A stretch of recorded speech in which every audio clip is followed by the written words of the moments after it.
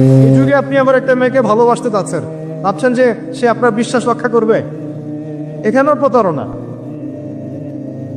দাঁড়ান দাঁড়ান, আমি কন্টেন্ট হারিয়ে ফেলবো। ছেলেকে বাবা বিশ্বাস করতে পারছে না, বাবাকে ছেলে বিশ্বাস করতে পারছে না। দেখেন, সন্তানের জন্য সম্পত্তির জন্য ছেলে বাবাকে হত্যাও করেছে এই যুগে ভারত।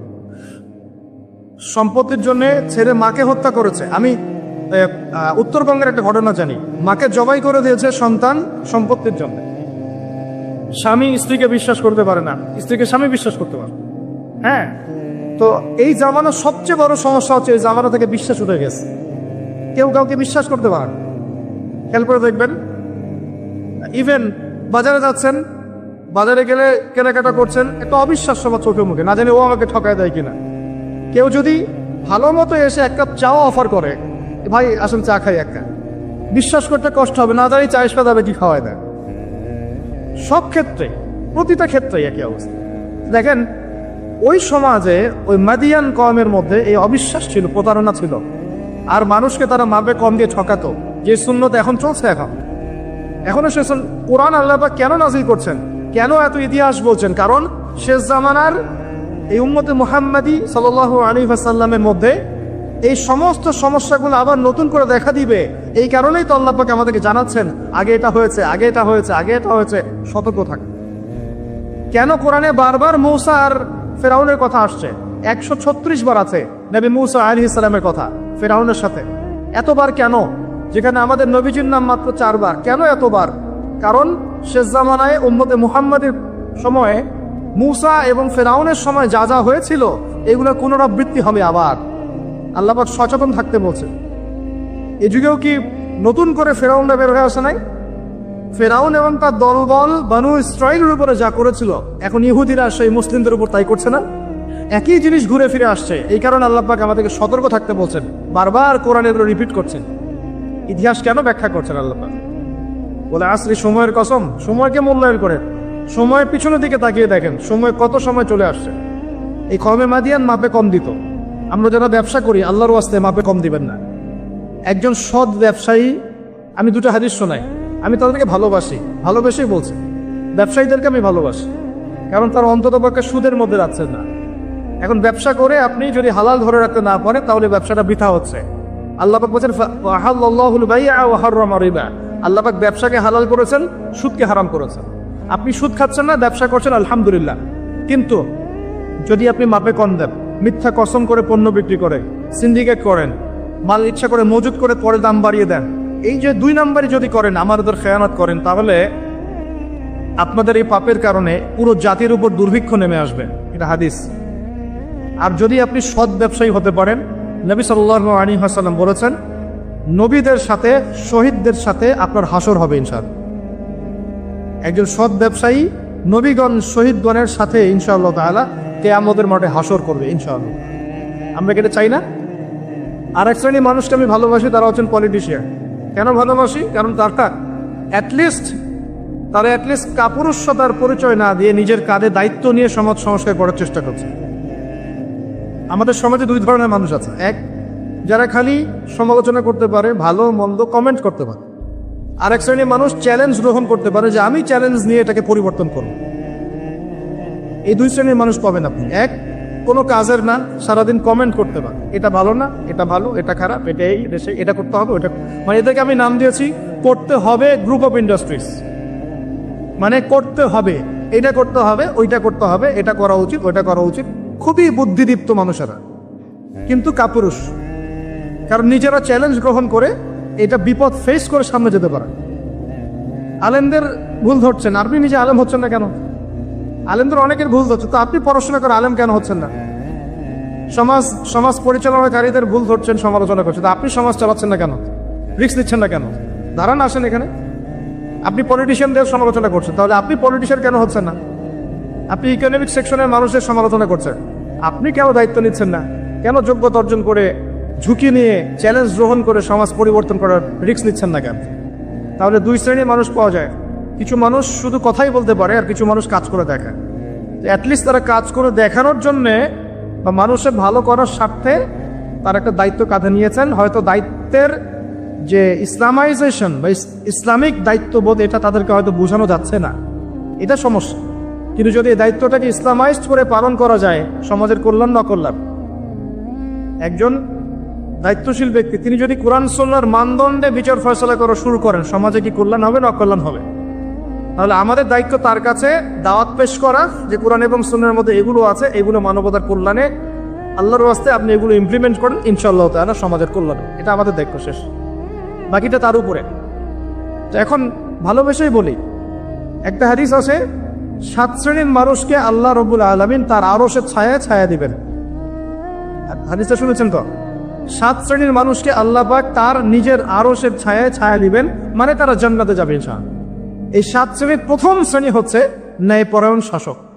ন্যায়পরায়ণ শাসক, যাদেরকে আল্লাহ পাক শাসন ক্ষমতা দিয়েছেন, তারা যদি সমাজে ন্যায় বিচার প্রতিষ্ঠা করে, ইনশাআল্লাহ তারা আরশের ছায়া ছায়া পাবে। অতএব সব জায়গা থেকেই দিনের খেদমতে কাজ করার সুযোগ আছে কি নাই? আল্লাহ পাক আমাদের সবাইকে দিনের জন্য কাজ করার তৌফিক দেন, যে যেখানে আছে সেখান থেকে কাজ করার তৌফিক দেন না। প্রিয় ভাইরা, এভাবে ইতিহাস বলতে থাকলে রাত 1টা বাজবে। শর্ট করছি, ঈসা আলাইহিস সালামের যুগে আসা, ওখানে একই সুন্নত দেখবেন। অল্প মানুষ ইসলাম কবুল করেছে, আল্লাহ পাক তাদেরকে বাঁচিয়েছেন। বেশিরভাগ করে নাই, তাদেরকে আল্লাহ পাক ধ্বংস করে দিয়েছে। নবী মুহাম্মদ সাল্লাল্লাহু আলাইহি ওয়াসাল্লামের যুগে আসে আবু জাহেল, আবু লাহাব, উতবা, শাইবা, এদেরকে আল্লাহ পাক কিন্তু ধ্বংস করে দিয়েছেন। আর নবী সাল্লাল্লাহু আলাইহি ওয়াসাল্লাম তার সাহাবীদেরকে আল্লাহ পাক সম্মানিত করেছেন। বলে আসরি, সময়ের কসম, আল্লাহ পাক দেখাচ্ছেন আমাদেরকে প্রত্যেক যুগে যুগেই। খেয়াল করেন, প্রত্যেক যুগে যুগে ইতিহাসের শুরু থেকে শেষ পর্যন্ত যারাই আল্লাহ পাকের বিধানগুলো মেনে চলবে, তার নবীর আদর্শ মেনে চলবে এবং আল্লাহর বিরুদ্ধাচরণ করবে না, ইনশাআল্লাহ আল্লাহ পাক দুনিয়াতেও সফল করবেন, পরকালেও জান্নাত দিবেন ইনশাআল্লাহ।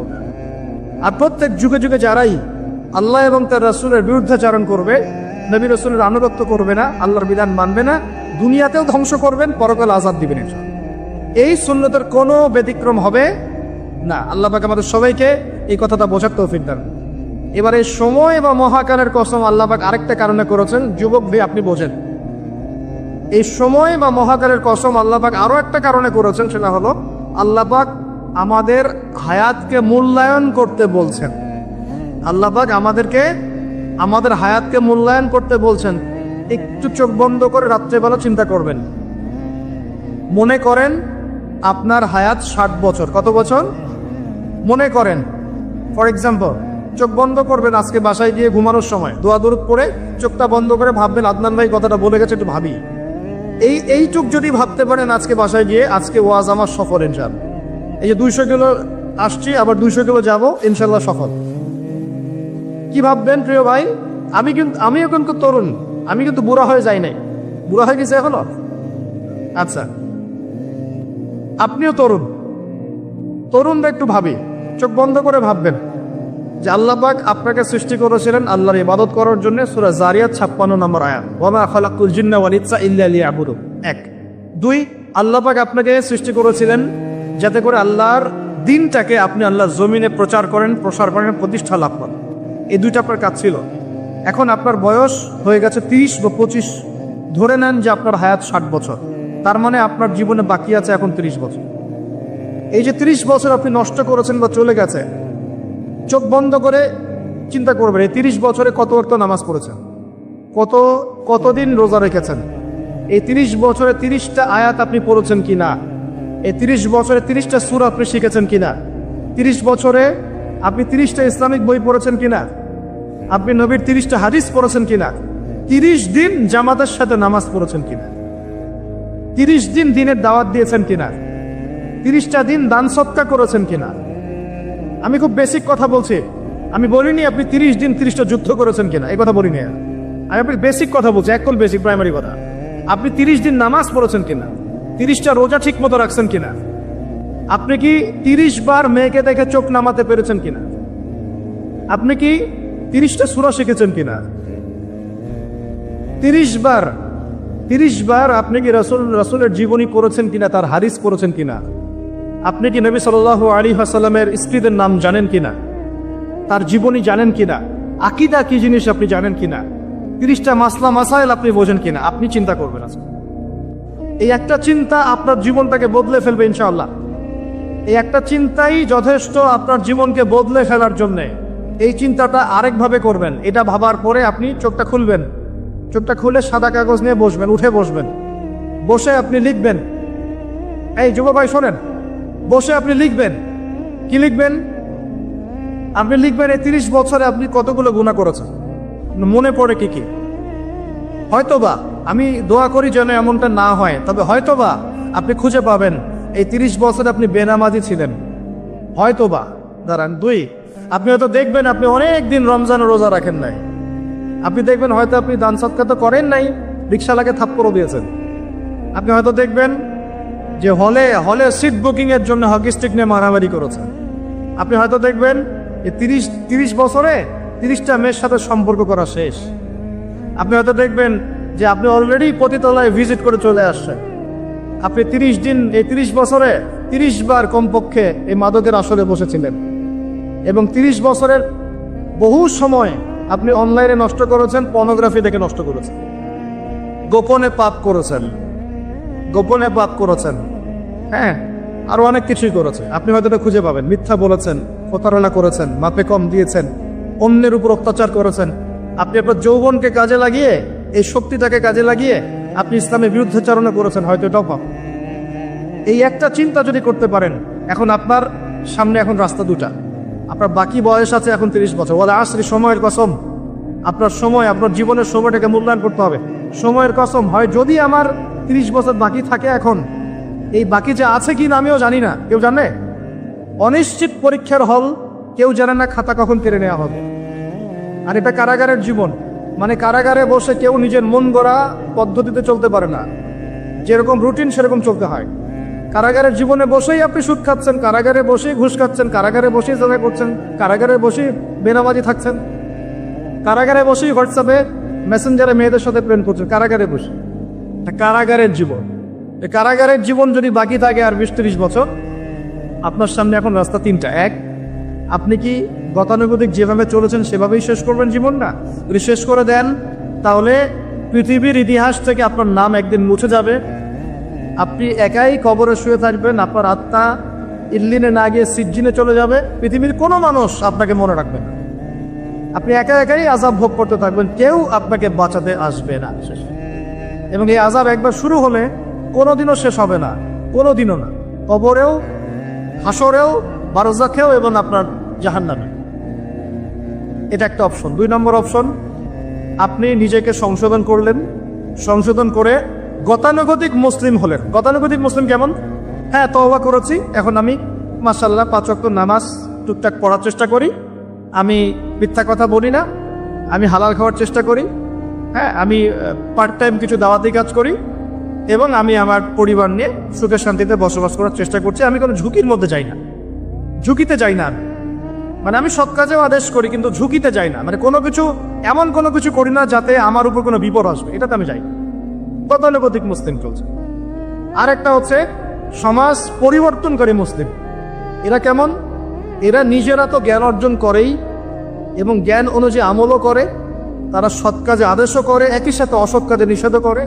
সত্যটাকে নির্ভীকতার সাথে, সাহসিকতার সাথে, হিকমার সাথে সবার সামনে উপস্থাপন করে, আল্লাহর কাছে দোয়া করে, এবং সমাজটাকে পরিবর্তন করে ফেলার চেষ্টা করে।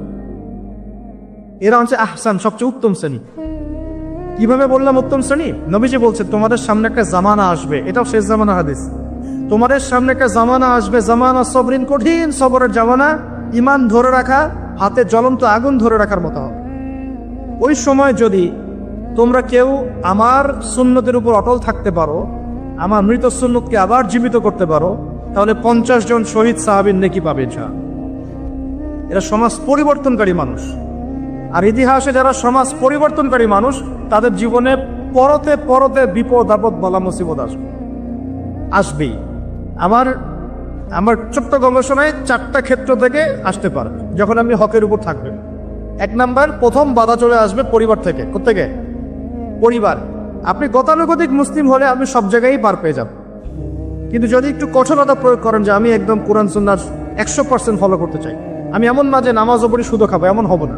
আমি নামাজও পড়বো, শুধু খাবো, আমি রোজাও রাখবো, আমি যাকাতও দিব, আমি হজমরাও করবো, আল্লাহর বিধানের প্রতি শ্রদ্ধাশীলও থাকবো, চেষ্টা করবো ইসলামটা প্রসার করার প্রতিষ্ঠার চেষ্টা করবো। তখন আপনার প্রথম বাধা আসবে পরিবার থেকে। দাড়ি রাখছো কেন? দাড়ি রাখলে তোমাকে এরকম লাগে। হ্যাঁ, তুমি ট্রাক্টরের উপরে কাপড় কেন পরছো? পরলে তোমাকে অমন লাগে। আগে তো গিটার বাজাইতা, আগে তো গান গাইতা, আগে মেয়ে নিয়ে থাকতা, ভালো ছিল। এখন কেন সারাদিন বই নিয়ে পড়ে থাকো, ইসলামিক বই নিয়ে পড়ে থাকো, নামাজ নিয়ে পড়ে থাকো? হ্যাঁ, কি পরিবর্তন হলো! বাবা মার টেনশন, এখন পিতামাতার টেনশন। কেউ কেউ এরকম অ্যাডভার্টাইজ বানিয়ে টিভিতে দেখাচ্ছে, এগুলা দেখেন নাই? আগে ছেলে ভালো ছিল, হঠাৎ করে কি পরিবর্তন হয়ে গেল। হ্যাঁ, সুবহানাল্লাহ। আল্লাহর পথে ফিরে আসা মানুষের ক্রাইটেরিয়াগুলো মেনশন করে করে বলছে, এগুলো দেখা গেলে যোগাযোগ করবেন স্থানীয় কর্তৃপক্ষের সাথে, ওই ছেলের মতো সমস্যা আছে। আস্তাগফিরুল্লাহ, আস্তাগফিরুল্লাহ। একজন ব্যক্তি গিটার বাজাতো, গান গাইতো, মাদকের সাথে ছিল, মেয়ে নিয়ে ফুর্তি করতো, সেখান থেকে এসে নামাজ পড়ছে, এই জন্য কি সে জঙ্গি হয়ে যাবে? এখন সে মাশাআল্লাহ কোরআন তেলাওয়াত করছে, কোরআন বোঝার চেষ্টা করছে, আলেম ওলামার কাছে গিয়ে পরামর্শ করছে, হাদিস পড়ছে, এই জন্য কি সে জঙ্গি হয়ে গেছে? পশ্চিমারা যা গিলায় আমরা তাই গিলি। পশ্চিমারা যা গিলায় আমরা তাই গিলবো কেন? ওদের কাছে কিসের জ্ঞান আছে? পশ্চিমাদের কাছে কোরআনের জ্ঞান আছে, হাদিসের জ্ঞান আছে।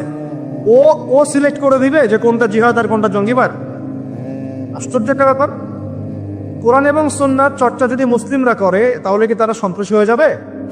ওরা তো চাইবেই যেন আমরা এই কাজগুলো না করি। ওরা তো চাইবেই যাতে আমরা কোরআন সুন্নাহর চর্চা না করি। ওরা যা বলে সেই ভাষায় আমরা কথা বলা শুরু করেছি। ওরা বলছে, একটু পরে আমি বোঝাচ্ছি আপনাদেরকে, ওরা বলেছে যে জ্ঞান সেটাই, ভালো করে বোঝেন, জ্ঞান সেটাই যেটা পরীক্ষা নিরীক্ষা, যুক্তি, বিজ্ঞান, দর্শন দিয়ে লাভ করা যায়। আর আমরা বলছি আল্লাহর ওহী হচ্ছে চূড়ান্ত জ্ঞান। আল্লাহর ওহী কি? চূড়ান্ত জ্ঞান। এই যে জ্ঞানতাত্ত্বিক পার্থক্য, ওরা যা দেখে না তাতে বিশ্বাস করে না।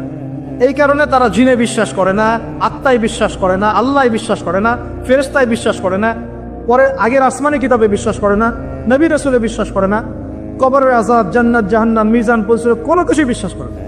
কেন করে না? ওদের এপিস্টেমোলজি হচ্ছে, জ্ঞানতাত্ত্বিক দর্শন হচ্ছে যা দেখি না বিশ্বাস করি। আর ওই দর্শনটা আমরা কাট পেস্ট করে নিয়ে আমাদের ছোট ছোট বাচ্চাদেরকে এখন গিলাচ্ছে এগুলা। ওই দর্শন কেন ফলো করবো আমরা? আমাদের দর্শন হচ্ছে চূড়ান্ত জ্ঞান কার পক্ষ থেকে আসে?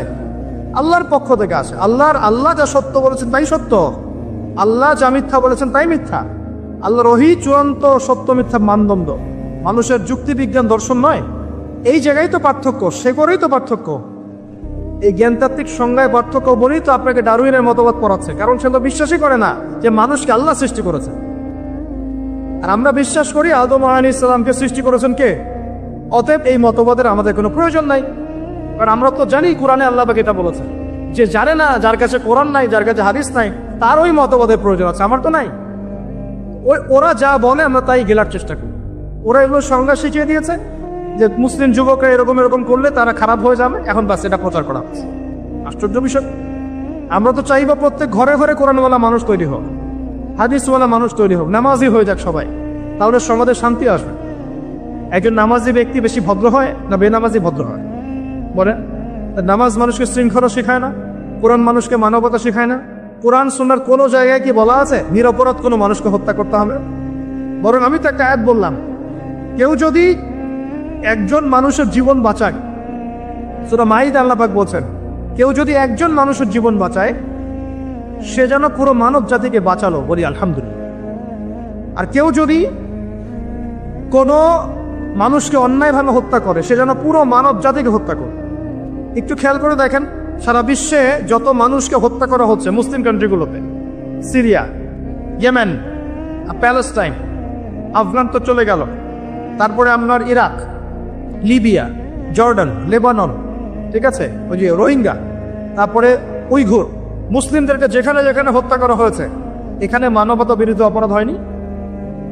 এটাকে সন্ত্রাসবাদ বলা যায় না? এটা ওদের জঙ্গিবাদ নয় কি? তাহলে প্রকৃত অর্থে সন্ত্রাসী এবং জঙ্গি কারা? মুসলিমরা না ওরা? যখন নিরপরাধ মাসুম বাচ্চাদেরকে বোম মেরে হত্যা করা হয়, মা বোনদেরকে ইজ্জত নষ্ট করা হয়, আমাদের মুসলিম ভাইদেরকে পাখির মতো গুলি করে হত্যা করা হয়, তখন এই মতবাদ থাকে না? তো এদের কাছ থেকে আমাদেরকে শিখতে হবে কোনটা ন্যায় কোনটা অন্যায়।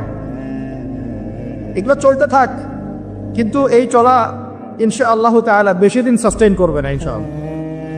কারণ আমরা শেষ জামানার ছাত্র, আমরা জানি যে এই জুলুম ইনশাআল্লাহ তাআলা এই বিশ্বের বেশি দিন থাকবে না ইনশাআল্লাহ।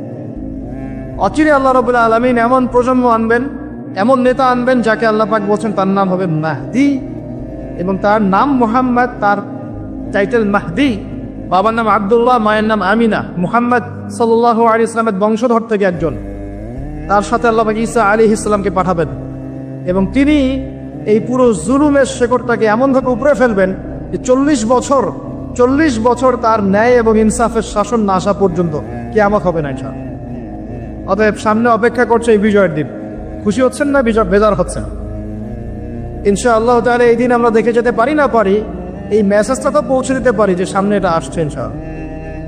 আমাদেরও কিছু দায়িত্ব আছে, আমি সেদিকে পরে আসবো ইনশাআল্লাহ। প্রিয় ভাইরা, একটা কথা খালি বললাম এখানে, এই সময়টাকে মূল্যায়ন করতে আল্লাহ পাক আপনাকে পরামর্শ দিয়েছেন। এখন আপনার সামনে সবচেয়ে বেস্ট অপশন কোনটা?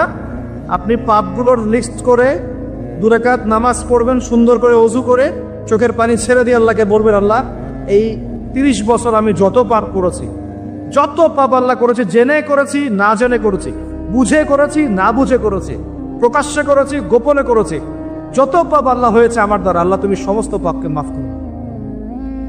বলবেন আল্লাহুম্মা গফিরলি মা কদ্দামতু ওয়া মা আখখারতু ওয়া মা আসরারতু ওয়া মা আ'লানতু ওয়া মা আনতা আ'লামু বিহি মিন্নি আনতাল মুকদ্দিম ওয়া আনতাল মুআখির ওয়া আনতা আলা কুল্লি শাইইন কাদির। এটা একটা দোয়া।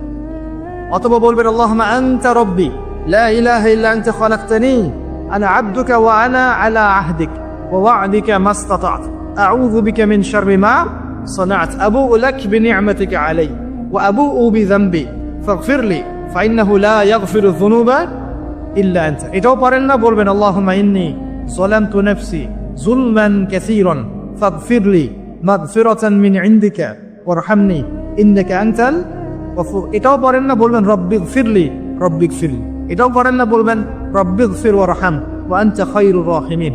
রব্বিগফির ওয়ারহাম ওয়া আনতা খায়রুর রাহিমিন। আমার সাথে বলেন রব্বিগফির ওয়ারহাম ওয়া আনতা খায়রুর রাহিমিন। এতটুকু অন্তত বলবেন, বলে চোখের পানি ছেড়ে দিয়ে আপনি তওবা করবেন ইনশাআল্লাহ তাআলা। আল্লাহ পাক কি বলছেন শুনেন। আল্লাহ পাক বলছেন সূরা ফুরকানের শেষের দিকে, আল্লাহ পাক বলছেন ইল্লা মান তাবা, যে ব্যক্তি তওবা করে ফিরে আসবে, ওয়া আমানা, এবং ঈমান নিয়ে আসবে, ওয়া আমিলা আমালান সালিহান, এবং সতামল সম্পাদন করা শুরু করবে, মানে এরপর আর খারাপ কাজ করবে না, বাকি জীবন ভালো কাজ করবে। আল্লাহ পাক বলছেন উলাইকা আল্লাযীনা উলাইকা إلا من تاب وآمن وعمل عملا صالحا فأولئك يبدل الله سيئاتهم حسنات। এরাই সেই ব্যক্তি, এরাই সেই সব মানুষ যাদের সমস্ত গুনাহকে আল্লাহ পাক নেকি দিয়ে পরিবর্তন করে দিবেন ইনশাআল্লাহ।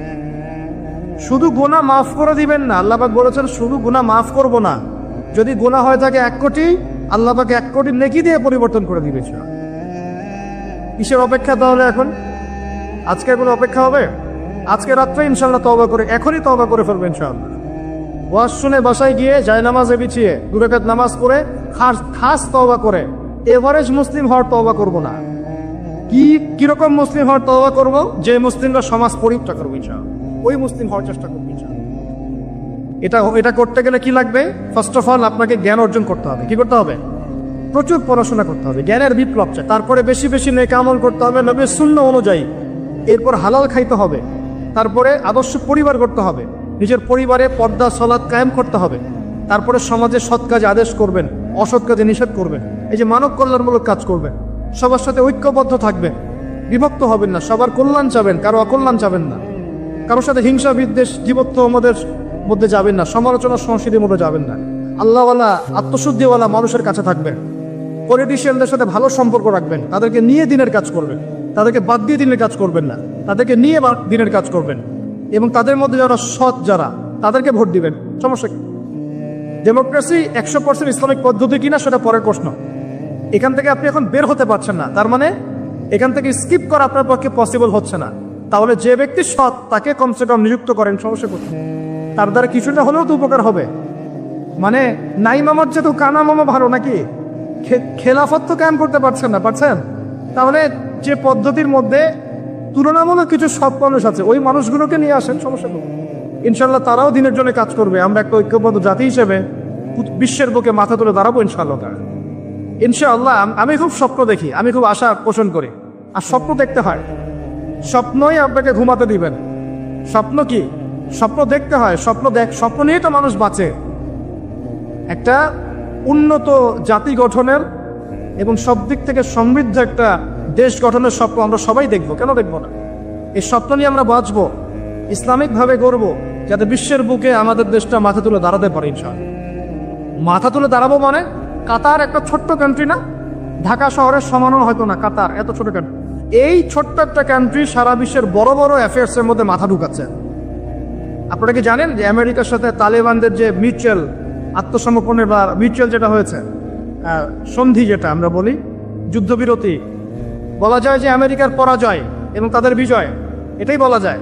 তো এখানে সবচেয়ে ভালো ভাইটাল রোল কে প্লে করেছেন জানেন? এই কাতার ছোট্ট একটা কান্ট্রি। কাতার হচ্ছে আমাদের আয়তন অনেক বড়। ওই যে বলেছি উত্তর কোরিয়া ছোট্ট কান্ট্রি, মাথা পিছু আয় আমাদের চাইতেও কম, কোনো সময় মিসাইল বানিয়ে রেখে দিয়েছে, আমেরিকা ভয়ে তার সামনে যেতে পারে। খেয়াল করেছেন? আয়তন কিছুই না, যদি আমরা ঐক্যবদ্ধ হতে পারি, শিক্ষিত হতে পারি, প্রযুক্তির জ্ঞান অর্জন করতে পারি, আমাদের মধ্যে ঐক্য থাকে, আপোষে আমরা মিল মহব্বতের সাথে ন্যায়ের সাথে যদি আমরা সমাজ পরিচালনা করতে পারি, বাংলাদেশও বিশ্বকে নেতৃত্ব দেবে ইনশাআল্লাহ। কেন আমরা সবসময় নতজানু হয়ে থাকবো? কি জন্য? আমরা ঋণ চাবো কেন? আমরা ঋণ দিব উল্টা ওদেরকে, আমরা ঋণ দিব ওদেরকে পুরো। আমরা কি দেই নাই মনে করছেন নাকি? একটা সময় ছিল যখন আমরাই সবাইকে লোন দিয়েছি, জানেন? একটা সময় ছিল যখন এই মুসলিমদের লোনের উপরে পশ্চিমরা টিকে থাকতো। আমরা ওদেরকে জ্ঞান দিয়েছি, মেডিকেল সায়েন্স দিয়েছি, প্রযুক্তির সবকিছু দিয়েছি। ওই মঙ্গোলিয়ানরা যখন আক্রমণ করেছিল বাগদাদ হালাকু খায়ের সময়, তখন আমাদের একটা অধঃপতন ঘটেছে, অনেক জ্ঞান, অনেক সম্পদ নষ্ট হয়ে গেছে। তারপর যখন ক্রুসেড শুরু হলো, ক্রুসেড ব্যাক টু ব্যাক 3-4টা ক্রুসেড হয়েছে, এই ক্রুসেডগুলোতে মুসলিমদের কিছু অধঃপতন হয়েছে। এরপর যখন অটোম্যানরা রাশিয়ার পক্ষ নিয়েছে, আর প্রথম বিশ্বযুদ্ধে যখন ব্রিটেন জয়লাভ করে, তখন মুসলিমদের অধঃপতন শুরু হয়েছে। এর আগ পর্যন্ত মুসলিমরা সারা বিশ্বকে শাসন করেছে। আমাদের ইতিহাস ভুলে গেলে চলবে না। স্বপ্ন দেখেন, ইতিহাস পড়েন, আল্লাহ পাক সময়ের মূল্যায়ন করতে বলেছেন। প্রিয় ভাইরা, ইতিহাস পড়েন, কোরআনের হিস্ট্রি পড়েন, বিশ্বের হিস্ট্রি পড়েন, নিজের সময়কে মূল্যায়ন করেন। আজকেই তওবা করেন, ফিরে আসেন এবং দিনের জন্য কাজ করেন, প্রত্যয় ব্যক্ত করেন। আল্লাহ পাক তৌফিক দান করেন। এই সময়ের কসম করে আল্লাহ বলছেন সবাই ক্ষতির মধ্যে আছে। সবাই বলতে কারা? সবাই বলতে সেই সব মানুষ বাদ দিয়ে যারা 4টা গুণ অর্জন করবে। কয়টা গুণ ভাই? মাত্র 4টা গুণ। কয়টা গুণ? এই 4টা গুণ একসাথে অর্জন করতে পারবো ইনশাআল্লাহ? ওয়াদা করছি পারবো ইনশাআল্লাহ, চেষ্টা করবো তো ইনশাআল্লাহ। শুনে নেন, সংক্ষিপ্ত করে বলছি। 1, আমাদের সবাইকে মুমিন হতে হবে। ইল্লাল্লাযীনা আমানু, যারা ঈমানদার। ঈমানদার কারা? উত্তর হাদিসে জিবরিলের মধ্যে আছে, নবী সাল্লাল্লাহু আলাইহি ওয়াসাল্লামকে জিবরাইল আলাইহিস সালাম জিজ্ঞাসা করছেন, আখবিরনি আনিল ঈমান, হে নবী আমাকে ঈমান সম্পর্কে বলো। এই জায়গায় একটু ভালো করে বোঝেন, এখানে বর্তমান যে শিক্ষা ব্যবস্থা নিয়ে যে কথাটা উঠেছে, এর একটা গোড়ার সমস্যা চলে আসবে। একটু ভালো করে বোঝেন এই জায়গাটা। জিবরাইল আলাইহিস সালাম বলছেন, হে মুহাম্মদ সাল্লাল্লাহু আলাইহি ওয়াসাল্লাম, ঈমান কাকে বলে? নবীজি বলছেন, আল ঈমান, ঈমান হচ্ছে আন তুমিনা বিল্লাহ, তুমি আল্লাহতে বিশ্বাস করবে। 1, ওয়া মালাইকাতিহি, ফেরেশতাগণে বিশ্বাস করবে। 2, 3, ওয়া কুতুবিহি, আসমানি কিতাবসমূহে বিশ্বাস করবে। 4, ওয়া রুসুলিহি, রাসূলগণে বিশ্বাস করবে। 5, ওয়াল ইয়াউমিল আখির, পরকালে বিশ্বাস করবে। 6, ওয়াল কদরি খাইরি ওয়া শাররি, তাকদীরের ভালো মন্দে বিশ্বাস করবে। একটু মনোযোগ দিয়ে দেখেন, ঈমানের 6টা পিলার কি ছোঁয়া যায়? এগুলো কি কঠিন? এগুলো কি তরল? এগুলো কি বায়বীয়? এগুলোকে কি জ্ঞানের সংজ্ঞায় ফেলা যায়? ঈমানের 6 পিলারকে চোখে দেখা যায়? স্পর্শ করা যায়? ঈমানের 6 পিলার, এই 6টা পিলার, এই 6টার পিলারকে কি ল্যাবরেটরিতে ল্যাবে বসে প্রমাণ করা যাবে? এই 6টা পিলারকে কি যুক্তি, বিজ্ঞান, দর্শনের মানদণ্ডে বিচার করা যাবে? যাবে না। আল্লাহ পাক বলছেন, আলিফ লাম মিম যালিকাল কিতাব লা রাইবা ফি হুদাল লিল মুত্তাকিন। মুত্তাকি কারা? আল্লাযীনা ইউমিনুনা বিল গায়বি, যারা এই গায়েবে বিশ্বাস করে। ঈমানের 6 পিলার সবই গায়েব। এই গায়েবে অদৃশ্য বিশ্বাস না করতে পারলে আপনি মুমিন হতে পারেন। যে ওয়া দাখালা জান্নাতাহু ওয়া হুয়া যালিমুল লিনাফসি, সে তার জান্নাতে প্রবেশ করলো, তার নফসের উপর সে জুলুমও করে বসলো। কিভাবে জুলুম করলো? এভাবে সে বলছে, ক্বালা মা আযুন্নু আন তাবিদা হাযিহি আবাদা। কে বলছে এটা? এই ধনী বন্ধু। সে বলছে, হে আমার গরিব বন্ধু শোনো, আমি মনে করি না, আমি বিশ্বাসই করি না, আমি মনে করি না যে আমার এই প্রপার্টি কখনো ধ্বংস হয়ে যাবে। আমি এটা বিশ্বাস করি না। বুঝতে পারছেন? ওই যে আমি পরকালে বিশ্বাস করি না, কিয়ামতে বিশ্বাস করি না, আখিরাতে বিশ্বাস করি না, কোন সভ্যতা বলতেন? আচ্ছা, সে বলছে যে মা আযুন্নু আন তাবিরা হাযিহি আবাদা, আমি বিশ্বাস করি না, আমি মনে করি না যে এই প্রপার্টি কখনো ধ্বংস হতে পারে। ওয়া মা আযুন্নু সাআতা কায়িমা, আর আমি এটাও মনে করি না যে কিয়ামত কখনো হবে। বুঝতে পারলেন কথা? আমি এটাও বিশ্বাস করি না যে কখনো, শেষ করছি আমি। তার মানে কি, এই বন্ধুটা বস্তুবাদী না, সে পরকালে বিশ্বাস করে না, কিয়ামতে বিশ্বাস করে না। সে তার ধন সম্পত্তির মোহে এত আসক্ত হয়ে গেছে যে সে মনে করে যে এটা কখনো আমার থেকে যাবে না। এমন চিন্তা আমাদের মধ্যে আছে না? এই চিন্তাটাকে আধুনিক পরিভাষায় বলা হয় মেটেরিয়ালিজম। কি বলা হয়? মানে বস্তুবাদ। মানে কি বস্তুবাদ? মানে ভোগবিলাস, বাড়ি গাড়ি, টাকা পয়সা, মত্ত থাকা, পরকাল বলে কিছু নাই। এই যে মেটেরিয়ালিজম। এখন এই বন্ধুটা বলছে, গরিব বন্ধু, একটু মনোযোগ দেন প্লিজ। এই বন্ধুটা বলছেন, গরিব বন্ধু, যে গরিব বন্ধুটা তাকে বলছে, আকাফারতা বিল্লাযী খালাকাকা মিন তুরাব, হে আমার ধনী বন্ধু, তুমি কি সেই সত্তার সাথে কুফরি করছো যে তোমাকে মাটি থেকে সৃষ্টি করেছেন? সুম্মা মিন নুতফা, এরপর তোমাকে মায়ের গর্ভে নুতফা আকারে রেখেছিলেন। সুম্মা সাওয়াকা রাজুলা, এরপর তোমাকে এই পুরুষের আকৃতি দিয়েছেন। তুমি কি সেই সত্তা আল্লাহকে অস্বীকার করছো? মানে অস্বীকার করার মধ্য দিয়ে তুমি আল্লাহকে অস্বীকার করছো কি? ওয়ালাউলা ইয দাখালতা জান্নাতুক, তুমি যখন তোমার জান্নাতে ঢুকলা, তুমি এটা কেন বললা না যে লা কুওয়াতা ইল্লা বিল্লাহ, মাশাআল্লাহ, লা কুওয়াতা ইল্লা বিল্লাহ, মাশাআল্লাহ, আল্লাহ পাক কি চমৎকার জান্নাত আমাকে দিয়েছেন, লা কুওয়াতা ইল্লা বিল্লাহ, আল্লাহ ছাড়া কোনো শক্তি সামর্থ্য নাই। এমনটা কেন বললে না? এমনটা না বলে কেন এইটা বললা যে ওমা আযুন্নু সাআতা কায়িমা, আমি বিশ্বাস করি না যে কখনো হবে, আমি বিশ্বাস করি না যে এটা কখনো ধ্বংস হবে, এমনটা কেন বললা? তুমি কেন কুফরি করলা? এরপর যেটা হয়েছে, আল্লাহ রাব্বুল আলামিন এই যে বন্ধু, গরিব বন্ধু, তাকে দুনিয়া এবং আখিরাতে বিশাল নেয়ামত দিয়ে দিয়েছেন। আর এই ধনী বন্ধুর জান্নাতটাকে আল্লাহ পাক এক রাতের মধ্যে ধ্বংস করে রেখে দিয়েছে। এক রাতের মধ্যে পুরো জান্নাতকে ধ্বংস। পরের দিন সকালে সে এসে দেখে যে এটা কোন জায়গায় আসলাম, আমার বাগান বাগিচা বলে মনে হচ্ছে না। সে হাত কসলাচ্ছিল এবং বলছিল, কোরআনে ভাবে বলছে, হাত কসলাচ্ছিল আর বলছিল যে হায়, আমি যদি আমার রবের সাথে শিরকটা না করতাম, হায়, আমি যদি আমার রবের সাথে কুফরি না করতাম, তাহলে আজকে আমার এই অবস্থা হয়তো হতো না। এই ঘটনাটা ঠিক পরে আল্লাহ পাক বলছেন, ওয়াদরিব লাহুম মাসালাল হায়াতিদ দুনিয়া, হে নবী মুহাম্মদ সাল্লাল্লাহু আলাইহি ওয়াসাল্লাম, তুমি এবার তোমার উম্মতের কাছে দুনিয়ার দৃষ্টান্তটা পেশ করো। দুনিয়ার দৃষ্টান্তটাও ঠিক এরকমই, এই ফসলের ক্ষেতের মতোই। প্রথমে বৃষ্টিপাত হয়, ফসল সবুজ হয়, মানুষ খুব পুলকিত হয়ে যায়, কি চমৎকার ফসল ফলেছে। এরপর সেই গাছগুলো হলুদ হয়ে যায়, তারপর সেগুলো খড়কুটা হয়, চুলায় চলে যায়। এই হয় না? এই গল্পটার সাথে, ঘটনার সাথে দুনিয়ার জীবনে মিল আছে না? এটা কোন সূরায় আছে? কাহফে। আর এই সূরা আপনাকে থেকে বাঁচাবে না? এখানে আপনার হিদায়াত শোনেন। এবং তার অনুসারীরা এবং ওই সমসাময়িক ফিতনাময় যুগে বেশিরভাগ মানুষ বস্তুবাদী হয়ে যাবে, হয়ে যায় নাই? এবং বেশিরভাগ মানুষ এই দুনিয়ার ধন সম্পদ চাকচিক্যের মোহে পড়ে যাবে। পড়ে নাই? পড়েছে কিনা? পড়েছে। এবং শুধু তাই নয়, তারা পরকালীন কনসেপ্টগুলোকে অস্বীকার করা শুরু করবে। ওই যে বললাম, আল্লাহ, ফেরেশতা, মালায়েকা, আখিরাত, এগুলো কিছু বিশ্বাস করবে না।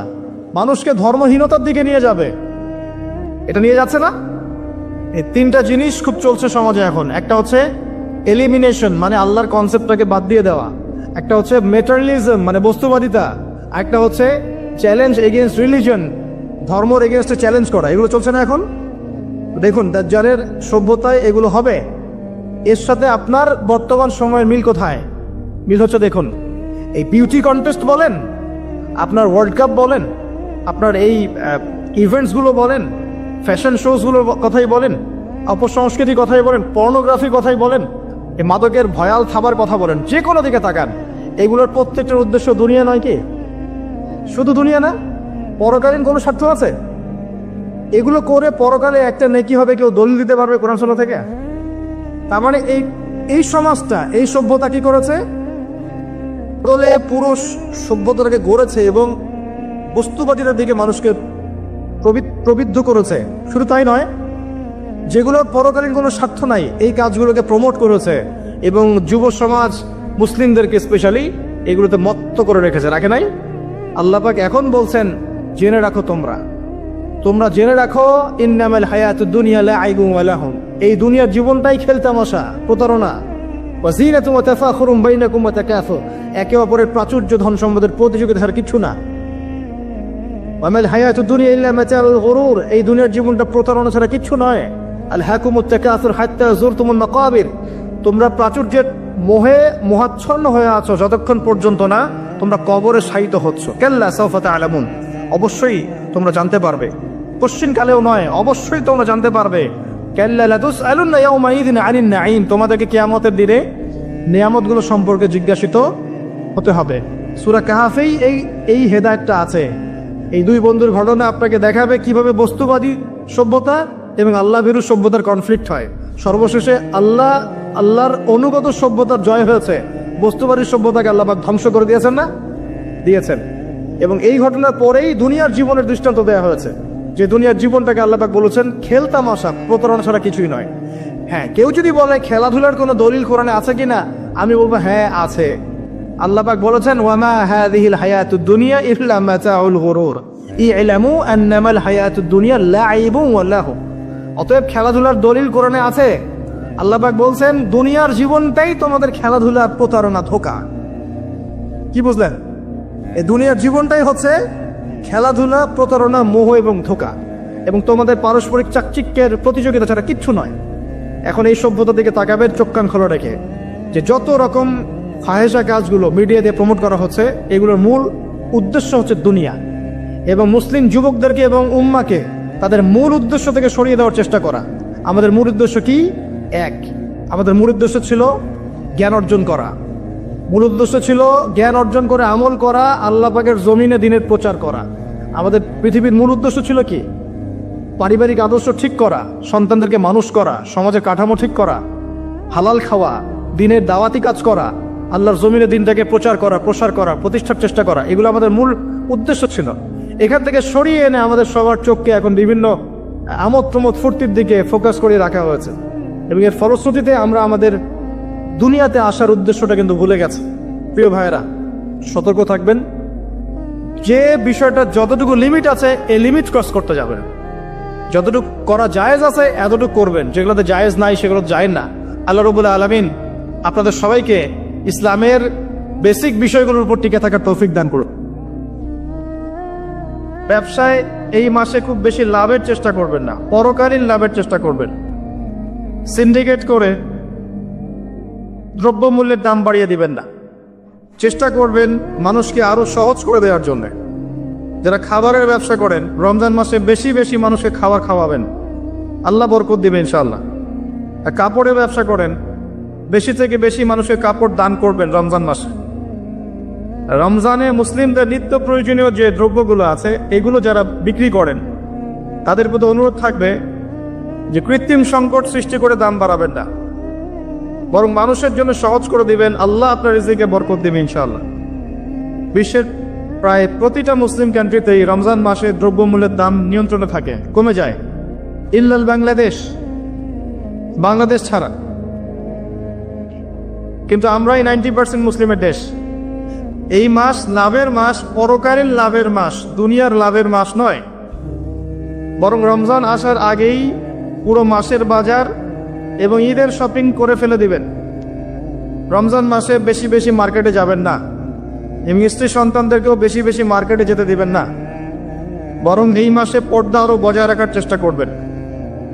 রাস্তার মোড়ে মোড়ে যে হোটেলগুলো থাকে, ঘোমটা হোটেল, এই হোটেলের মালিকদের প্রতি নসিহত থাকবে যে আল্লাহকে ভয় করেন। হোটেলের বাইরে লিখে দিবেন মুসলিমদের জন্য খাওয়া আমার হোটেলে জায়েজ নাই। এটা করবেন, কমতা না দিয়ে ওখানে লিখে দিবেন যে আপনি মুসলিম হয়ে থাকলে আল্লাহকে ভয় করুন, আমার হোটেলে মুসলমানদের জন্য আলাদা করে খাওয়ার কোনো জায়গা নাই রোজা রাখা অবস্থায়। সেলুনে আছেন যারা, সেলুনে লিখে দিবেন রমজান মাসে আমি দাড়ি কাটি না, কমপক্ষে লিখে দিবেন যে আমার দোকানে দাড়ি শেভ করা হয় না। রমজান মাসে আল্লাহওয়ালা হয়ে যান, লাআল্লাকুম তাত্তাকুন, তাকওয়া অবলম্বন করতে হবে। কিছু টিপস বলে দিলাম। সবচেয়ে বড় কথা হচ্ছে মানসিক প্রস্তুতি। রমজান আসতে যাচ্ছে, একটা মানসিক প্রিপারেশন। এই রমজানে 30টা দিন আমি প্রত্যেকটা দিনকে কাজে লাগাবো। প্রত্যেকটা দিন আমি কোরআনের কিছু অংশ পড়বো, হাদিস কিছু পড়বো, দুটা কথা মানুষকে দাওয়াত দিব, ইফতার করাবো মানুষকে, সাধ্যমতো দান সাদাকা করবো, তারাবির সালাতে হাজির হব, কোরআন খতম দিব। এই কাজগুলো করতে কি সরকার বাধা দিবে? প্রশাসন বাধা দিবে? এগুলো আমাদের হাতে আছে। আল্লাহ পাক আমাদের সবাইকে তৌফিক এনায়েত করুন, আমিন। আর এই রমজান মাসে বেশি বেশি খাওয়া এবং দুনিয়াবি কাজে অপচয় করবেন না। সারাদিন রোজা রেখে যদি ইফতার করতে 20টা আইটেম নিয়ে বসি আমাদের পুরান ঢাকার মানুষের মতো, তাহলে অবস্থা খারাপ। রমজানের আধ্যাত্মিকত্ব নষ্ট হয়ে যাবে। কথা কি বুঝতে পারছেন?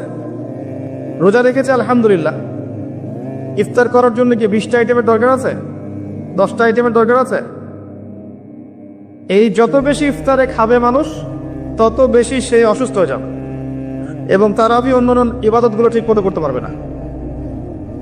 আমাদের ক্ষেত্রে দেখা যায় যে সেহরি আর ইফতারে আয়োজন দেখলে মনে হয় এটা আমার জীবনের শেষ খাওয়া হবে না। কথা বুঝতে পারছেন? এই স্বভাবগুলোকে চেঞ্জ করতে হবে। আল্লাহ পাক তৌফিক এনায়েত করুন, আমিন। এবার আসেন, মেরাজে যাওয়ার আগে আমরা রাসূলুল্লাহ সাল্লাল্লাহু আলাইহি ওয়াসাল্লামের জীবনীর সামন থেকে আসতে চাই। আর আমি যে কথাটা বলতে চেয়েছিলাম সেটা হচ্ছে, রমজান আসার আগেই নবী সাল্লাল্লাহু আলাইহি ওয়াসাল্লামের জীবনী একবার পড়ে শেষ করবেন, ওয়াদা করেন। হাত উঁচু করেন, হাত নামান। সবচাইতে সেরা বই আমার কাছে জীবনের উপরে, নবী সাল্লাল্লাহু আলাইহি ওয়াসাল্লামের জীবনের উপরে অনেক বই আছে, তবে আমার কাছে মনে হয় সবচেয়ে বেস্ট বইটা হচ্ছে আর রাহিকুল মাখতুম। নাম মনে থাকবে? রাহিকুল মাখতুম, আল্লামা সফিউর রহমান মুবারকপুরি রাহিমাহুল্লাহ, যিনি এই সাবকন্টিনেন্টের মানুষ ছিলেন, তিনি বইটা লিখেছেন এবং বইটা 1182টা বইয়ের মধ্যে প্রথম স্থান অধিকার করেছে। 1182টা বা 83টা বইয়ের মধ্যে এই বইটা প্রথম স্থান অধিকার করেছে এই সৌদি আরবের কম্পিটিশনে। তো এই বইটা যে প্রাণবন্ত সিরাতের বই আমি আসলে পড়িনি, আর অনেক সিরাতের বই আছে এবং আমি অনুরোধ করব সিরাতের বেশি বেশি বই কিনবেন। একটা সিরাতের বইয়ে সব তথ্য হয়তো থাকবে না, এখানে ভেরিয়েশন আনতে হবে আপনাকে। বিভিন্ন সিরাতের বই কিনবেন, কিন্তু আর রাহিকুল মাখতুম বইটা মাস্ট বি পড়ার চেষ্টা করেন। রমজান মাস আসার আগেই বইটা শেষ করবেন, ওয়াদা করেন ইনশাআল্লাহ। আল্লাহ পাক তৌফিক দান করুন। এবং রমজান মাস আসার আগেই কোরআন তেলাওয়াত শিখে নেবেন, ওয়াদা করেন।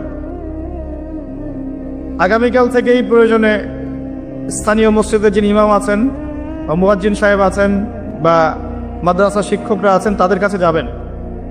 1 থেকে 2 মাসের বেশি সময় লাগার কথা না আপনার তাজবিদ শিখতে। সবার তো শিখলেই বিশুদ্ধ হয়ে যাবে না। পড়তে পড়তে পড়তে পড়তে একটা পর্যায়ে আপনার মুখের মধ্যে জড়তা আল্লাহ কাটিয়ে দিবে, তখন আপনি ইনশাল্লাহ ফ্লুয়েন্টলি পড়তে পারবেন। কিন্তু শিখতে, নিয়মকানুনগুলো শিখতে 1 থেকে 2 মাসের বেশি লাগার কথা না। আর আমি জানি আপনারা জীবনে অনেক কিছুই পড়েছেন। আপনারা জীবনে এসএসসি, এইচএসসি, অনার্স মাস্টার সব করেছেন, বিবি এমবিএ করেছেন, ডক্টরেট ডিগ্রি অর্জন করেছেন, মেডিকেল সায়েন্স পড়েছেন, কঠিন কঠিন সাবজেক্ট পড়েছেন, বাংলা সাহিত্য পড়েছেন, উপন্যাস পড়েছেন, শরৎচন্দ্র, বঙ্কিমচন্দ্র, হুমায়ুন আহমেদ সব পড়ে শেষ করে ফেলেছেন। রবীন্দ্র নজরুল তো শেষ আগেই। ইংরেজিতে অনার্স করছেন, ইকোনমিক্সে অনার্স করছেন, ম্যানেজমেন্ট পড়ছেন, অ্যাকাউন্টিং পড়ছেন, কঠিন সাবজেক্ট পড়ছেন, ফিজিক্স, কেমিস্ট্রি পড়ছেন, বায়োলজি পড়ছেন, কিন্তু 1-2 মাস 3 মাসের মধ্যে আপনি কোরআন শিখতে পারবেন না, এটা আসলে বিশ্বাসযোগ্য নয়। এই ক্যাপাবিলিটি আল্লাহ পাক আপনার মস্তিষ্কে দিয়েছেন, আল্লাহর ওয়াস্তে আপনি কাজে লাগান, ইনশাল্লাহ পরকালে আপনি সফল হবেন। রমজান আসার আগেই শিখতে হবে, এই কারণে যাতে রমজানের প্রথম দিন থেকে আপনি তেলাওয়াত করতে পারেন, ডেইলি 1 পারা পারা যাবে ইনশাল্লাহ। এই কোরআন কার উপর নাজিল হয়েছে? মুহাম্মদ সাল্লাল্লাহু আলাইহি ওয়াসাল্লামের প্রতি। কখন নাজিল হয়েছে আমাকে বুঝতে হবে। একটু বসেন, রিল্যাক্স হন, আমাকে দেখা না গেলে কোনো সমস্যা নেই, আমার কথাগুলো শোনেন। আর আমি তো জামাই না যে আমাকে দেখতেই হবে। তো নবী সাল্লাল্লাহু আলাইহি ওয়াসাল্লাম যে সময়ে তার উপরে কোরআন নাজিল হয়েছে, এই সময়টা একটু বুঝতে হবে। ওই যুগটাকে বলা হয় কি? আইয়ামে জাহিলিয়াত, মানে কি? অন্ধকারাচ্ছন্ন যুগ। ওই যুগে মৌলিকভাবে অনেক সমস্যা ছিল, কিন্তু মোটা দাগে 5টা সমস্যা ছিল। কয়টা? 5টা। এখান থেকে আমি মেরাজের দিকে যাবো ইনশাআল্লাহ। 5টা মৌলিক সমস্যা ছিল। 5টা সমস্যার প্রথম হচ্ছে শিরক। ওই যুগের মানুষরা আল্লাহর সাথে শিরক করত। তারা মূর্তি পূজা করত, তারা মাধ্যম পূজা করত, তারা কবর পূজা করত, তারা মৃত ব্যক্তির পূজা করত, তারা প্রকৃতির পূজাও করতো কোনো কোনো ক্ষেত্রে। আর অল্প কিছু মানুষ ছিল নাস্তিক, অল্প কিছু, খুব বেশি না। এই যে শিরকের এই সমস্যাটা এখনকার বিশ্বের মধ্যে নাই। আচ্ছা, দ্বিতীয় সমস্যা ছিল রিবা বা সুদ। তাদের ম্যাক্সিমাম মানুষ সুদ ভিত্তিক অর্থনীতির সাথে জড়িত ছিল।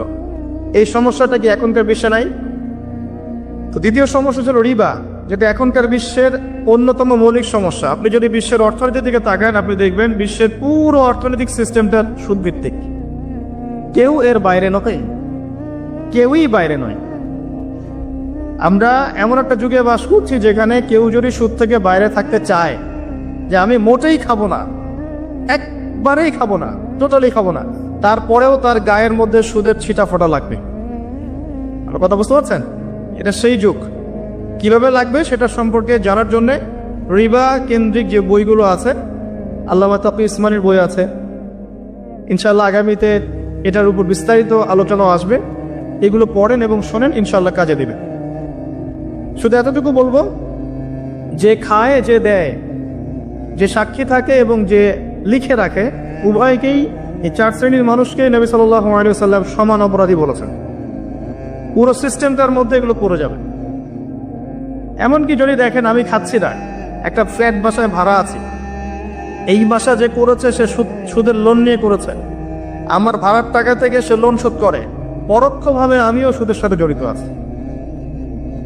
এটা সেই যুগ যেখানে আপনি বেঁচে থাকতে চাইলে পারবেন হয়তোবা, এটা আপনার তাকওয়া অনেক উঁচু লেভেলের হয়, কিন্তু ধুলি কণা আপনার গায়ে লাগবেই, আপনি বাঁচতে পারবেন না। তৃতীয় সমস্যা ছিল মাদক। আইয়ামে জাহিলিয়াতের তৃতীয় সমস্যা ছিল মাদক। এখনকার বিশ্বের দিকে আপনি তাকান, আপনি দেখবেন ম্যাক্সিমাম যুব সমাজ এই সমস্যায় নিপতিত আছে না? সেম সমস্যা। চতুর্থ সমস্যা ছিল নারীর অবমাননা। এটা সম্পর্কে বলার আমার কোনো প্রয়োজন নাই, যথেষ্ট বলেছে এই পর্যন্ত আমি। নারীকে যেভাবে আজকে আমরা পণ্যের ন্যায় ব্যবহার করছি, এটা আইয়ামে জাহিলিয়াতের সেই বন্যতাকেও হার মানিয়েছে। 5 নম্বর সমস্যা ছিল গোত্রীয় দ্বন্দ্ব, গোত্রীয় রক্তক্ষয়ী সংঘাত। এই 5টা ছিল মৌলিক সমস্যা। এখন আপনি আপনার সমাজ এবং বিশ্বের দিকে তাকিয়ে দেখেন এই 5টা সমস্যা আছে কি নাই? আছে। এরকম একটা যুগে জন্ম নিয়েছেন প্রিয় নবী মুহাম্মদ রাসূলুল্লাহ সাল্লাল্লাহু আলাইহি ওয়াসাল্লাম। এরকম সমাজে থেকেও তিনি কখনো পাপের ধার কাছেও যান নাই। বলেন সুবহানাল্লাহ। এরকম একটা সমাজে থেকেও যখন তিনি নবী হননি, তখনও পাপের ধার কাছেও তিনি যান নাই। তিনি কখনো শিরক করেননি, কখনো মূর্তি পূজা করেননি, কখনো রিবা খাননি, আর বাকি বিষয়গুলো ধার কাছেও যাননি। বরং তিনি ইলফুল ফুজক তৈরি করেছিলেন, যাতে করে সমাজের এই অসঙ্গতিগুলো দূর করা যায়। এটা তো আপনারা জানেন। এরপর তিনি নবী হলেন 40 বছর বয়সে। প্রথম কোন আয়াত নাজিল হয়েছিল? সূরা আলাকের প্রথম 5 আয়াত আল্লাহ পাক প্রথমে পড়তে বলেছেন, ইকরা বিসমি রাব্বিকাল্লাযী খালাক খালাকাল ইনসানা মিন আলাক ইকরা ওয়া রাব্বুকাল আকরাম আল্লাযী আল্লামা বিল কলম আল্লামাল ইনসান মা লাম ইয়ালাম। এখানে প্রথম কথাটা হচ্ছে পড়ুন। আল্লাহ পাক প্রথমে বললেন না সুদ খেও না, শিরক করো না, মাদক সেবন করো না, জেনার ধার কাছেও যেও না। আল্লাহ পাক এগুলো কিছুই বললেন না। এমনকি আল্লাহ এটাও বললেন না সুবহানাহু ওয়া তাআলা যে নামাজ আদায় করো, যাকাত দাও, রমজান মাসে সাওম রাখো। আল্লাহ পাক কি বললেন? পড়ুন। আপনার জীবনের প্রথম ফরজ হচ্ছে পড়াশোনা করা। আমাদের জীবনের প্রথম ফরজ হচ্ছে পড়াশোনা করা। যে যত বেশি কনস্ট্রাকটিভ সিলেবাসে পড়াশোনা করবে তার অন্তর্দৃষ্টি তত বেশি সুদূর প্রসারী হবে ইনশাআল্লাহ তাআলা, এবং তার আমল আরো সুন্দর হবে, তার ব্যবহার সুন্দর হবে, চরিত্র সুন্দর হবে, তার মনুষ্যত্ব ভালো হবে। তার দ্বারা সমাজ, দেশ, রাষ্ট্র, উম্মাহ ভালো কিছু পাবে ইনশাআল্লাহ। অশিক্ষিত মূর্খ জনগণকে নিয়ে রাষ্ট্রের কোনো কাজ নাই, আছে? তবে শিক্ষাটা হতে হবে এমন জ্ঞান, ইকরা বিসমি রাব্বিকাল্লাযী খালাক, পড়ুন আপনার সেই রবের নামে যিনি আপনাকে সৃষ্টি করেছেন। যে জ্ঞান আপনাকে আপনার স্রষ্টা, ওদের ভাষা ব্যবহার করে বলছি, আপনার ইলাহ আল্লাহর দিকে নিয়ে যাবে, সেটাই প্রকৃত জ্ঞান। যে জ্ঞানটা আপনাকে আল্লাহ থেকে দূরে সরাচ্ছে দিন দিন, এটা জ্ঞান নয়, এটা জাহেলিয়াত। আমি কি বুঝতে পারছি? এবার আপনি চিন্তা করে দেখেন যে আপনার জ্ঞানটা আপনাকে কি আল্লাহর দিকে নিয়ে যাচ্ছে নাকি আল্লাহ থেকে দূরে সরাচ্ছে। এরপরে আপনি চিন্তা করবেন আপনি প্রকৃত জ্ঞানী কিনা। কেউ যদি অক্সফোর্ড, কেমব্রিজ, হার্ভার্ড থেকে পাশ করে আসে, এসে বলে যে পর্দা এটা সেকেলের প্রথা, ওই যুগে চলতো, এই যুগে চলে না, এই ব্যক্তিকে আমরা জ্ঞানী বলতে পারি না। কেউ যদি বাইরে থেকে বড় ডিগ্রি এসে বলে যে ইসলাম আসলে এই যুগে চলে না, ওই যুগে চলতো, সুদের মধ্যেই আছে অগ্রগতি আর প্রগতি,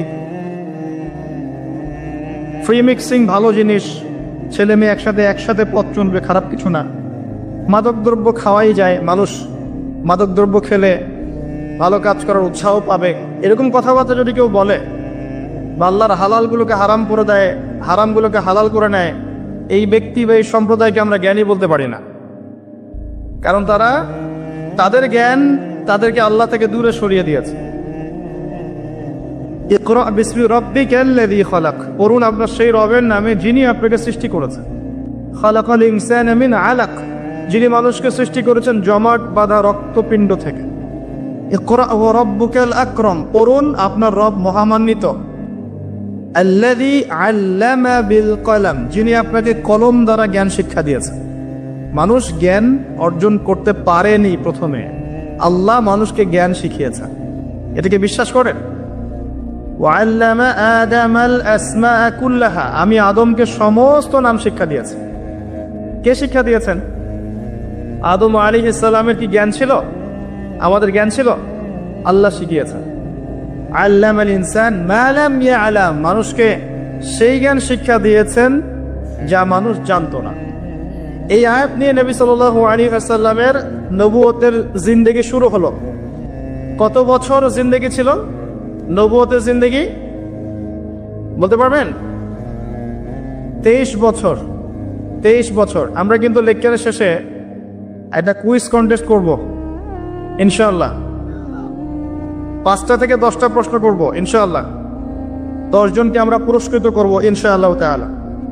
মনোযোগের সাথে লেকচার শুনবেন। এরপর নবী সাল্লাল্লাহু আলাইহি ওয়াসাল্লামের নবুয়তের জিন্দেগি শুরু হলো। 23 বছর। কত বছর? তার মধ্যে প্রথম 13 বছর হচ্ছে মক্কায়, আর পরের 10 বছর কোথায়? মদিনায়। খুব সংক্ষিপ্ত আকারে বলছি, প্রথম 3 বছর নবী সাল্লাল্লাহু আলাইহি ওয়াসাল্লাম গোপনে দাওয়াত দিয়েছেন। কিভাবে? একদম গোপনে গোপনে। প্রথমে বাড়ির লোকজনকে, তারপর নিকট আত্মীয় যারা তাদেরকে, তারপর যাদের সাথে সম্পর্ক ভালো ক্লোজ তাদেরকে, এরপর আস্তে আস্তে আমভাবে। এটাই দাওয়াতি কাজের সুন্নাহ। এরপর 4র্থ থেকে 10ম এই সময়টুকুতে তিনি প্রকাশ্যে দাওয়াত শুরু করেছিলেন। তার সম্প্রদায়কে দাওয়াত দিলেন, যারা তার কথা বিশ্বাস করলো না, বেশিরভাগ মানুষই কুফরি করল। বরং তারা ইসলাম যারা কবুল করেছে এদের উপরে নির্যাতন শুরু করলো। নির্যাতনের মাত্রা দিন দিন বাড়তে থাকলো। যখন হামজা এবং ওমর রাদিয়াল্লাহু আনহুমা তাদের মতো কিছু সাহাবী ইসলাম কবুল করলেন, ইসলাম তখন শক্তিশালী হওয়া শুরু করল। তারপরেও নির্যাতনের মাত্রা বাড়তে থাকলো। এক পর্যায়ে সাহাবীরা হিজরত করলেন আবিসিনিয়ায়। কোথায়?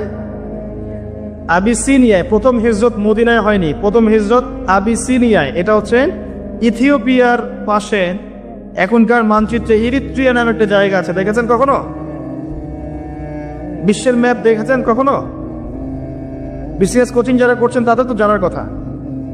এই ইরিত্রিয়া ছিল সেই জায়গা যেখানে হিজরত করেছিলেন সাহাবীরা।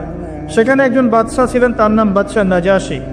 তিনি একজন খ্রিস্টান ছিলেন, কিন্তু ভালো খ্রিস্টান ছিলেন, সৎ। তিনি মুসলিমদেরকে আশ্রয় দিয়েছিলেন এবং তার রাজ্যে মুসলিমরা নিরাপদে ছিল, বসবাস করেছে দীর্ঘদিন। পরবর্তীতে এই বাদশাহ নাজাশী ইসলাম কবুল করে মুসলিম হন। মারা গেলে নবী সাল্লাল্লাহু আলাইহি ওয়াসাল্লাম তার গায়েবানা জানাজার নামাজও পড়েছেন। এরপরে কুরাইশদের অত্যাচার পর্যায়ে নবী সাল্লাল্লাহু আলাইহি ওয়াসাল্লাম তায়েফে হিজরত করেন, চেষ্টা করেন তায়েফবাসীকে বোঝানোর জন্য। তায়েফের লোকজন সাড়া দেয়নি, উল্টা নবী সাল্লাল্লাহু আলাইহি ওয়াসাল্লামকে রক্তাক্ত করেছিল। তিনি ফিরে আসেন মক্কায়। আবার মক্কায় ফিরে আসার পরে অল্প দিনের ব্যবধানে, বেশি দিন না, মাত্র অল্প দিন, 3 দিন 7 দিন, কেউ বলেছে 3 মাস, এইটুকু ব্যবধানে প্রথমে চাচা আবু তালেব, তারপরে স্ত্রী খাদিজা রাদিয়াল্লাহু আনহা, তারা ইন্তেকাল করেন। এবং নবী সাল্লাল্লাহু আলাইহি ওয়াসাল্লামের এই শেষ আশ্রয়স্থল আবু তালেব, সেটাও শেষ হয়ে যায়। তার স্ত্রী খাদিজা রাদিয়াল্লাহু আনহা আল্লাহর কাছে চলে যান। এই সময়টাতে নবী সাল্লাল্লাহু আলাইহি ওয়াসাল্লাম প্রচন্ড মানসিক কষ্টে ছিলেন। আল্লাহ পাক এইরকম একটা সময়ে মেরাজের ঘটনা ঘটিয়েছে, বলে সুবহানাল্লাহ। আল্লাহ রাব্বুল আলামিন তাকে পুরো মানসিক সমস্ত কষ্ট থেকে ফারেক করে আল্লাহ পাকের সমস্ত কুদরত দেখিয়েছেন মহাবিশ্বে নিয়ে গিয়ে। যদিও বা তার আগের 3 বছর সাহাবীদেরকে বয়কট করা হয়েছিল। 3 বছর গাছের ছাল পাতা খেয়ে সাহাবীরা থেকেছেন শিয়ারে আবু তালেব নামক জায়গায়। এরপর বয়কট তুলে নেওয়া হয়। তারপর এই আমুল হুজন আসে। এর পরের বছর ইয়াসরিব বা মদিনা থেকে 6 জন যুবক এসে ইসলাম কবুল করে, বলে সুবহানাল্লাহ। তাদের নেতা ছিলেন আসাদ বিন জুরারাহ রাদিয়াল্লাহু আনহু। তিনি ফিরে যান মদিনায়। পরের বছর আবার 6 জনকে নিয়ে আসেন, টোটাল 12 জন। এই 12 জন মুসলিম হয়ে আবার মদিনায় ফিরে যান। এই 12 জনের সাথে আল্লাহর নবী সাল্লাল্লাহু আলাইহি ওয়াসাল্লাম একজন সাহাবীকে পাঠিয়ে দেন দায়ী হিসেবে। তার নাম মুসআব বিন উমাইর রাদিয়াল্লাহু আনহু। মুসআব বিন উমাইর রাদিয়াল্লাহু আনহু, প্রশ্ন কিন্তু আসবে, ভালো করে মনে রাখতে থাকেন। এরপরে মুসআব বিন উমাইর রাদিয়াল্লাহু আনহু এই 12 জন সাহাবীর সাথে যান মদিনায়। মদিনার আগের নাম ছিল ইয়াসরিব। কি নাম? ইয়াসরিব। এর পরের বছর মোট 75 জন, 73 জন পুরুষ আর 2 জন নারী, আওস এবং খাজরাজ গোত্রের, তারা আসেন। এসে নবী সাল্লাল্লাহু আলাইহি ওয়াসাল্লামের হাতে হাত রেখে বায়াত করেন। মহিলারা হাতে হাত রাখে নাই, পুরুষেরা হাতে হাত রেখেছিল। আমাদের নবীজি মহিলাদের হাতে কখনো হাত রেখে বায়াত করার নাই। এখন অনেক ভণ্ড পীর দেখা যায় মহিলাদের হাতে হাত রেখে বায়াত করাচ্ছে। মহিলারা হাত ধরে বায়াত করাতে হয়? মহিলারা মৌখিক বায়াত করবে। তো 75 জন সাহাবী এসে ইসলাম কবুল করে আবার চলে যান মদিনায়। এই যে 75 জন ইসলাম কবুল করলেন, মদিনার বিশাল একটা জনগোষ্ঠী, কিন্তু 75 জন কম নয়, কারণ ওইখানে জনসংখ্যা এত বেশি ছিল না। তারপরের বছর নবী সাল্লাল্লাহু আলাইহি ওয়াসাল্লাম নিজে এবং সাহাবীরা সবাইকে হিজরত করেন মদিনায়। কথা বুঝতে পারছেন? এই যে নতুন একটা রাষ্ট্রের জন্ম হলো, মক্কা থেকে সবাই এখন মদিনায়, মক্কায় ঘরবাড়ি ছেড়ে দিয়ে নিঃস্ব হাতে, খালি হাতে আল্লাহর উপর তাওয়াক্কুল করে। ওখানে আনসারী সাহাবীরা তাদেরকে বরণ করে নিলেন। এমনভাবে বরণ করলেন যে কারো যদি 2টা জমি থাকে, একটা জমি দিয়ে দিয়েছে, কারো 2টা বাড়ি থাকলে একটা বাড়ি দিয়ে দিয়েছে। এমনভাবে বরণ করে নেন। নতুন রাষ্ট্র হলো। নবী সাল্লাল্লাহু আলাইহি ওয়াসাল্লাম সেখানে মদিনা সনদ করলেন। ওখানকার ইহুদিদের সাথে চুক্তি হলো, ওখানকার জনগণের সাথে চুক্তি হলো, এবং আমরা শান্তিপূর্ণ একটা রাষ্ট্র পেলাম। এরপর নবী সাল্লাল্লাহু আলাইহি ওয়াসাল্লাম সেখানে অর্থনীতি সমৃদ্ধ করতে লাগলেন, সামরিক বাহিনী সমৃদ্ধ করতে লাগলেন, অস্ত্রশস্ত্র সবকিছু হতে লাগলো। একটা রাষ্ট্রের যা যা প্রয়োজন সবকিছু সেখানে হতে লাগলো। এক পর্যায়ে আবু সুফিয়ানের বাণিজ্যিক